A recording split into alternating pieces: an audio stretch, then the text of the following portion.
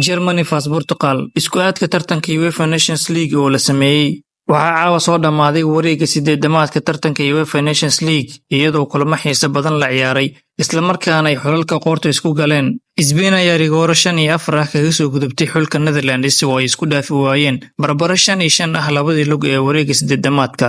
xulka La Roja ayaa waxay haatan wareegga afardhamaadka ku dhacayaan xulka Faransiiska oo iyagana rigoore kaga takhalusay xulka Kroatka kadib markii labada lug ee wareegga sideedamaadka ay barbaro 2-2 ah isla dhaafi waayeen. dhanka kale xulka Portugal oo ciyaar wacdar leh kadib ka soo gudbay Denmark waxay isku balansadeen wareegga afardhamaadka xulka Jarmalka oo ciriiri ugu soo baxay xulka Talyaaniga.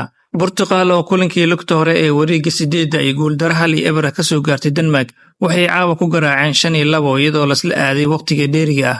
Cristiano Ronaldo oo rigoore laga qabtay ayaa gool caadi ah dhaliyay halka Trincao uu 2 gool dhaliyay iyadoo Gonçalo Ramos uu guusha xaqiijiyay waqtigii dheeriga ee ciyaarta.